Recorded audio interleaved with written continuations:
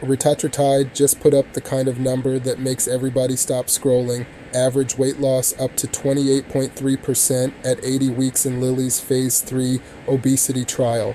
That is a serious result. It is also exactly where people start skipping context. One group average does not tell you what will happen to one person. It does not tell you who had side effects, who stopped treatment, who responded less, or what happens years later. And Retatrutide is still investigational. It is not FDA approved. So this is not a hype video, and it is not a scare video.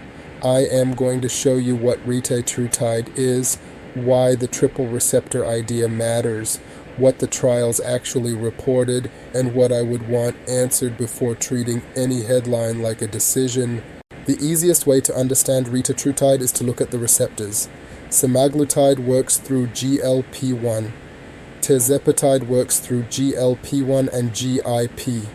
Retatrutide activates GLP-1, GIP, and the glucagon receptor. That third signal is why people call it a triple agonist. GLP-1 and GIP are already familiar because of their roles in appetite, food intake, and blood sugar regulation.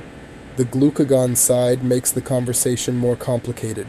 Researchers are studying whether adding that signal can affect energy use and fat metabolism, while the other signals help control intake.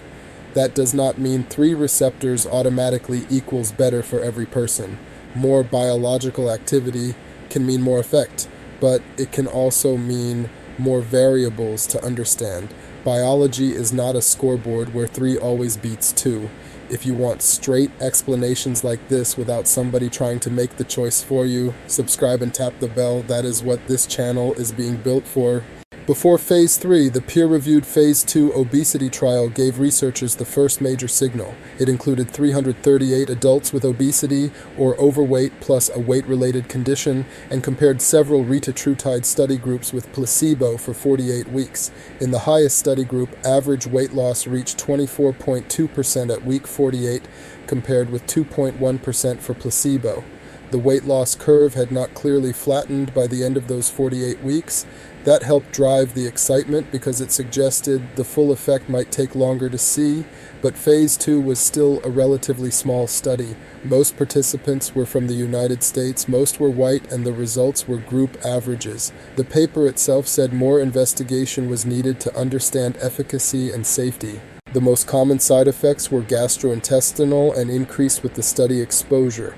Researchers also observed dose-dependent increases in heart rate that peaked around week 24 and then declined. That is the kind of detail that disappears when somebody posts one transformation number with dramatic music behind it. Now we get to Triumph 1, the Phase 3 trial behind the 28.3% headline. The study enrolled more than 2,300 adults with obesity or overweight, plus at least one weight-related condition without diabetes. It compared 3 Retatrutide study arms with placebo over 80 weeks. According to Lilly's topline announcement, average weight loss was 19% in the lower study arm, 25.9% in the middle arm, and 28.3% in the highest arm. Placebo averaged 2.2%. At the highest study level, 45.3% of participants reached at least 30% weight loss. That is why comparisons to bariatric surgery level weight loss entered the conversation. There was also a pre-specified extension for a subgroup that began with a body mass index of at least 35 and completed the main study while tolerating treatment. At 104 weeks, the highest arm in that extension averaged 30.3% weight loss. Those results matter. The qualifiers matter too. The 28.3% number came from an efficacy estimate designed to describe results if participants had remained on the study intervention without prohibited weight management treatments. When Lilly looked at outcomes regardless of adherence or use of prohibited treatments, the highest arm average at 80 weeks was 25%. That does not make the result bad. It tells you why you should ask which analysis produced the number before repeating it. The most common reported side effects in Triumph 1 were nausea, diarrhea, constipation, and vomiting. In the highest study arm, Lilly reported nausea in 42.4%, diarrhea in 32%, constipation in 26.1%, and vomiting in 25.3% of participants. Lilly also reported altered or enhanced skin sensation, called dysesthesia, in 12.5% of participants in the highest arm, compared with under 1% for placebo. Most cases were described as mild to moderate, and most participants continued treatment.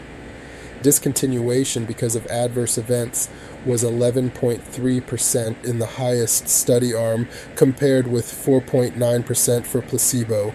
That is not everybody, but it is not nobody either. This is where the decision becomes personal.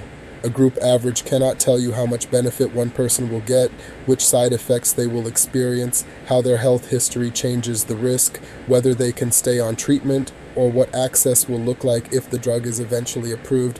And we still need the full peer-reviewed Phase 3 publication, longer-term safety information, regulatory review, and more answers about maintenance after weight loss. Top-line results are important, but they are not the last page of the story.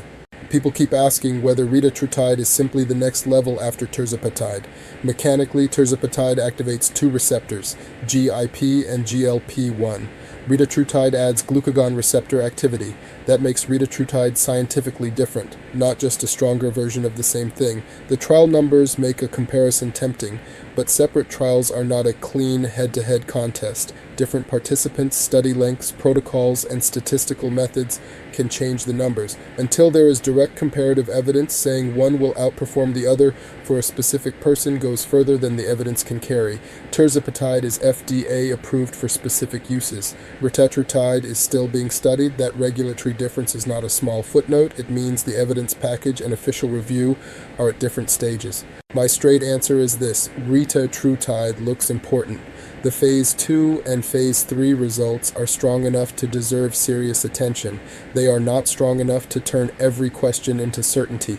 I would not ignore the 28.3% result. I also would not build a personal promise around it. I would look at the full results, side effects, discontinuation rate, health history, long-term plan, and what a licensed healthcare professional thinks applies to the actual person, not the average person in a headline. Your choice is your choice. My job here is to keep the claim attached to the evidence so you can understand what is known, what is still being studied, and what questions are worth asking. If this breakdown helped, subscribe, tap the bell, and comment with the next comparison: Retatrutide versus tirzepatide, or Retatrutide versus semaglutide.